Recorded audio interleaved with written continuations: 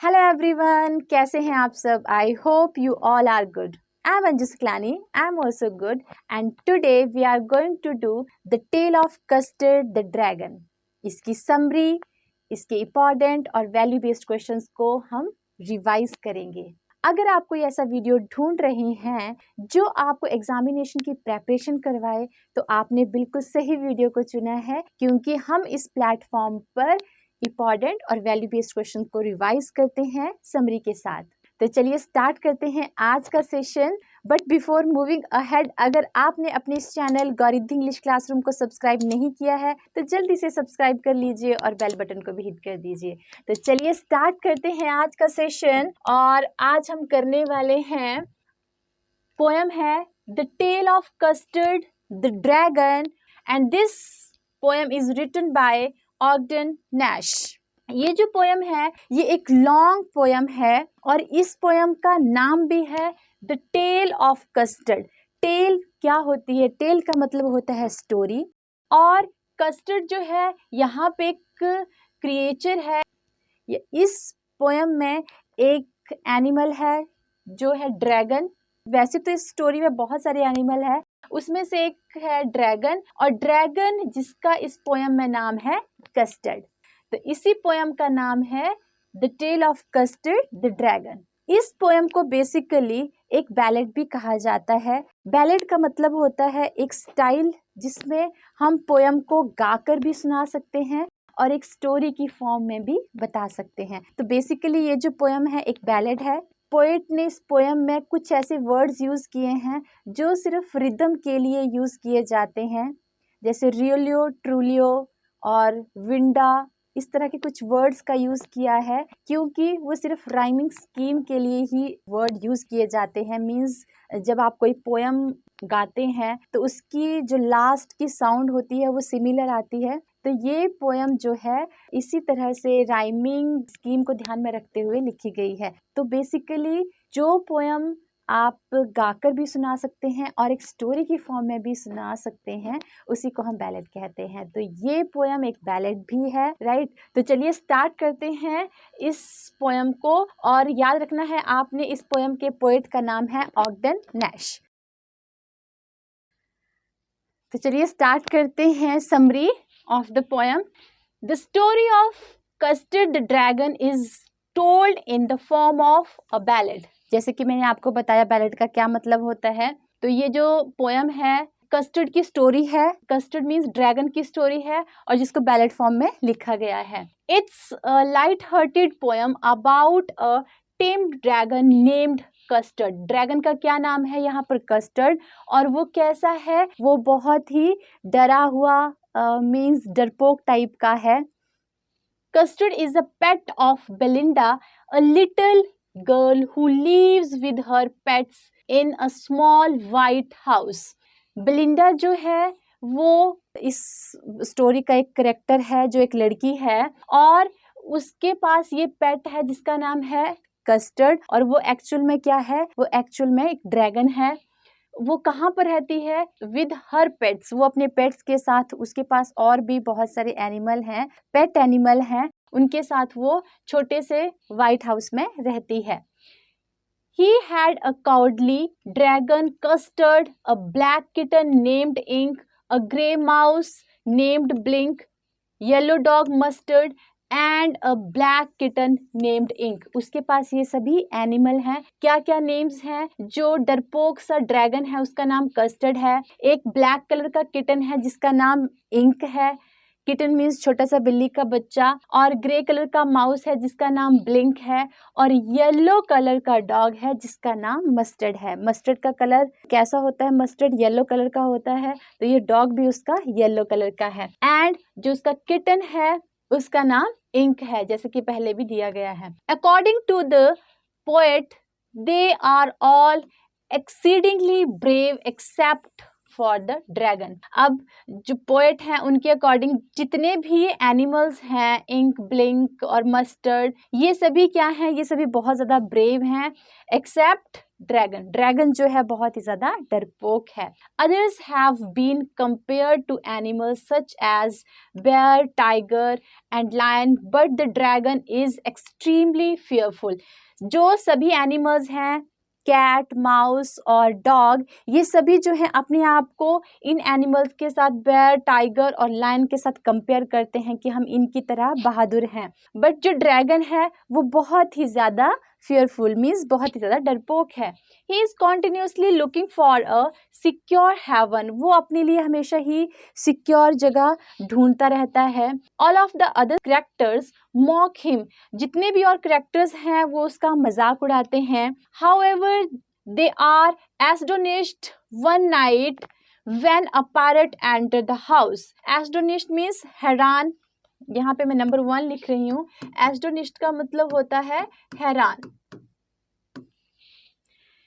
और पायरेट को नंबर 2 लिख रही हूँ. पायरेट का मतलब होता है जो समुद्री डाकू, जिसको बोलते हैं डाकू.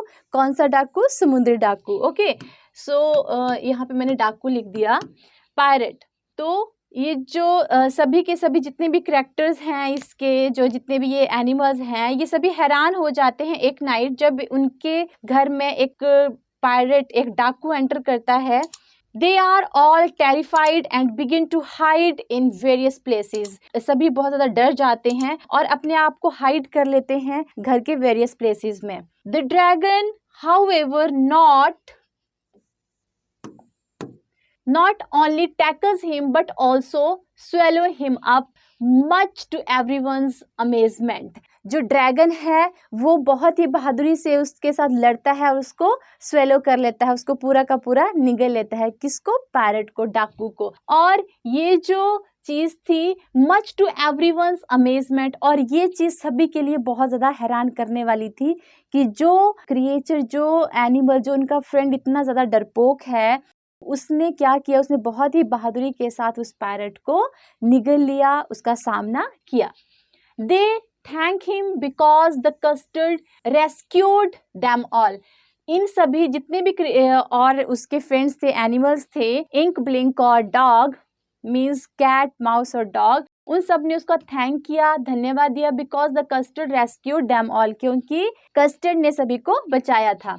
However they eventually understand that they used to make fun of the dragon because he was shy. अब यहाँ पर सब ये समझ चुके थे, उनको समझ आ गया था कि जो ड्रैगन है उसका वो फन उठाते थे. इट मीन्स वो सब अब ये सब चीज़ समझ चुके थे कि जो उसका मजाक उड़ाया जाता था वो एक्चुअल में डरपोक नहीं था, बल्कि वो क्या था? ही वॉज शाई. वो शाई नेचर का था, इसलिए ही वो अपने आप को हाइड कर लेता था, अपने आप को हमेशा केज में ही सेफ मानता था. तो वो उनके साथ मिक्स होता ही नहीं था. जो अदर एनिमल्स थे वहाँ पे, इंक, ब्लिंक और मस्टर्ड, उनके साथ वो बिल्कुल भी मिक्सअप नहीं होता था. वो हमेशा उसका मजाक उड़ाते थे, उसका फन बनाते थे. तो ये उसकी वजह से नहीं था कि वो उनसे डरता था, बल्कि वो अपने शाई नेचर की वजह से अपने आप को हाइड कर लेता था, अपने आप को उनसे बचा कर रखता था. ये चीज़ तो थी कि वो शाई नेचर का है. ये सब इस इवेंट के बाद, जब उसने पैरट को स्वेलो कर लिया, तो उसके बाद ये चीज़ वो समझ गए कि वो डरपोक नहीं था, बल्कि वो एक शाई नेचर का था. सो they all start bragging about how brave they are and how much better they could have handled the situation. और उसके बाद सभी ने क्या करना स्टार्ट कर दिया? ब्रैगिंग मीन्स शेखी मारना, डींगे हाँकना शुरू कर दिया. About how brave they are, किसके बारे में? कि वो कितने ब्रेव हैं. And how much better they could have handle the situation, और वो कैसे इस सिचुएशन को बहुत अच्छे से हैंडल कर सकते थे. In this poem the poet conveys the idea that in life's most difficult moments a shy person can be a true hero. इस पोएम में पोएट एक मैसेज कन्वे करते हैं, एक आइडिया कन्वे करते हैं कि लाइफ के डिफिकल्ट मोमेंट्स में जो एक शाय पर्सन है वो एक सच्चा हीरो हो सकता है. तो यही थी इसकी समरी. इस पोएम से क्या मैसेज मिलता है ये भी हम करेंगे. तो चलिए देखते हैं नेक्स्ट क्वेश्चन. नेक्स्ट क्वेश्चन है, custard is the real hero of the poem, but why did he not mention it and accepted his cowardice in front of others? It means custard is story का, इस poem का एक सच्चा hero है, but he did not mention it, but इस poem में ये चीज मेंशन नहीं की गई है। And accepted his cowardice, means उसने एक्सेप्ट की अपनी कायरता को इन फ्रंट ऑफ अदर्स, दूसरों के सामने। तो चलिए इसका आंसर देखते हैं। Even though Custard is the real hero of the story, but he accepted his cowardice in front of others because Custard is a true legend who doesn't boast about his bravery and skills like other pets of Belinda. वो इस story का real hero है क्योंकि वो इस story का legend है, इस स्टोरी का नायक है, एक सच्चा नायक है। Who doesn't boasted, जो हमेशा, जो कभी भी क्या नहीं करता है, कभी भी शेखी नहीं हाँकता है, मीन्स अपने क्वालिटीज जो है उसके अंदर, उसके बारे में कभी भी डींगे नहीं हाँकता है। अबाउट हिज ब्रेवरी, अपनी बहादुरी के बारे में और अपने स्किल्स के बारे में, जैसे कि बेलिंडा के अदर पेट्स करते हैं। The all other pets boasted that they would have been braver than Custard if they had not been nervous. जो बेलिंडा के अदर पेट्स हैं वो क्या बोलते हैं कि अगर वो नर्वस नहीं हुए होते तो वो क्या कर सकते थे, that they would have been braver than Custard, तो वो दिखाते कि वो कस्टर्ड से कितने ज्यादा बहादुर हैं। Custard, instead of speaking anything to them, he chose to be humble and modest instead of boasting about himself. Custard उनसे कुछ कहने के जगह पर वो क्या करता है, वो चूज करता है कि वो विनम्र रहता है। उसने इतना बड़ा काम किया, सबकी जान बचाई, तो फिर भी वो अपने बारे में कोई भी डींगे नहीं हाँकता है, अपनी प्रेज नहीं करता है। This shows that one need not boast about one's skill, but show them when it is required. यहाँ पे ये चीज हमें क्या दिखाती है? This shows that one need not boast about one's skill. किसी को अपने बारे में डींगे नहीं हाँकनी चाहिए, अपने बारे में प्रेज नहीं करनी चाहिए, but show them when it is required. बल्कि अपनी ताकत, अपनी जो आपके पास अच्छी क्वालिटी है उसको दिखाना चाहिए जब कहीं पर जरूरत पड़े, राइट? नेक्स्ट क्वेश्चन देखते हैं, बहुत इजी पोयम है। नेक्स्ट क्वेश्चन देखते हैं। Next question is, one should never judge a book by its cover.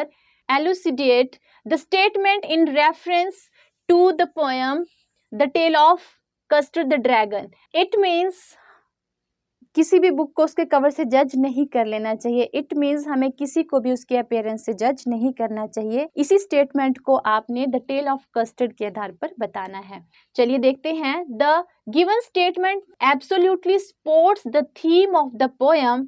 बिल्कुल सही है ये, right? Custard the dragon who was considered to be the biggest coward.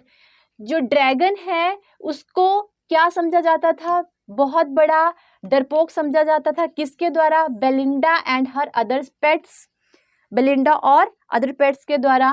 Proves to be the bravest of all when there was a need to show bravery and save others from pirate. और वो prove करता है अपनी बहादुरी को when there was a need, जब जरूरत थी, टू शो ब्रेवरी, अपनी ब्रेवरी को दिखाने की, and save others life from pirate. The poem tries to explain the fact that it is not right to make fun of anyone on the basis of their lifestyle and their choices. तो यहाँ पर poem क्या explain करती है? कौन से fact को explain करती है कि हमें कभी भी किसी की लाइफ स्टाइल और किसी की चॉइसेस को देखकर उसका फन नहीं बनाना चाहिए, उसका मजाक नहीं उड़ाना चाहिए। Custard the dragon always wanted comfort and safety for himself. जो ड्रैगन था वो हमेशा अपने लिए सिर्फ कंफर्ट और सेफ्टी जोन चाहता था, वो डरपोक नहीं था। एक्चुअली वो क्या था? एक्चुअली वो शाई नेचर का था। For himself and therefore always cried for a nice safe cage. इसलिए वो हमेशा किस लिए रोता था? कि मुझे पिंजरे में बंद कर दो। On the other hand, Belinda and other pets of the house made fun of him. और दूसरी तरफ जो बेलिंडा थी और अदर पेट्स थे वो उसका मजाक उड़ाते थे, because they thought that he was a coward, क्योंकि वो क्या समझते थे कि वो डरपोक है। Custard proved that just because he likes comfort he is not a coward. और कस्टर्ड ने ये प्रूव भी कर दिया कि वो सिर्फ कंफर्ट जोन चाहता था, मीन्स अपने आप को पिंजरे में बंद करके वो सिर्फ कंफर्ट जोन में रहना चाहता था। He is not a coward, वो डरपोक नहीं था। In fact, he was the only one who had the courage to face the pirate. वास्तव में क्या था कि वही एक ऐसा था जिसके पास साहस था कि वो किसको फेस कर सके, पैरेट को फेस कर सके और उसे मार सके।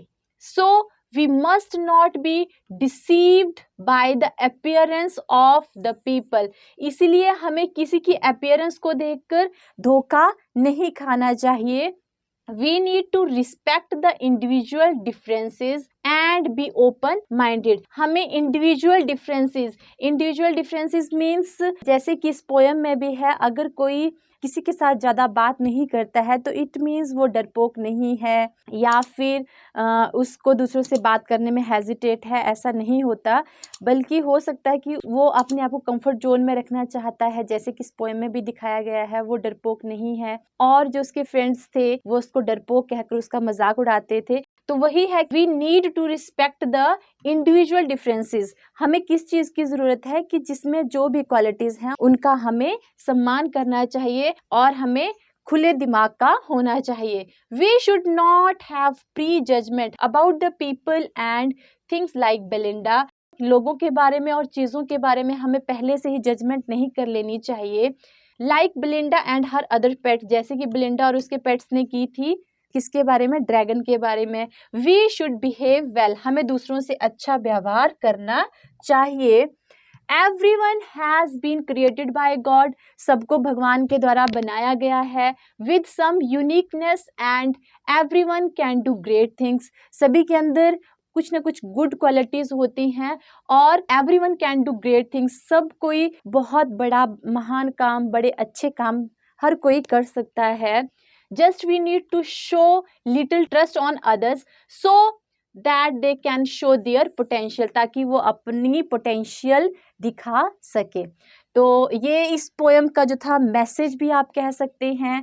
क्वेश्चन आपको किसी तरह से भी आ जाए, जैसे कि इसमें दिया गया था, थोड़ा उलझा कर आपको बताया गया है, तो ऐसे ही क्वेश्चन होते हैं वैल्यू बेस्ड क्वेश्चन। तो अगर क्वेश्चन कैसे भी आ जाए, मैसेज आ जाए या किसी भी तरह से क्वेश्चन आ जाए, तो आप ऐसे लिख सकते हैं इसका आंसर। चलिए नेक्स्ट क्वेश्चन देखते हैं।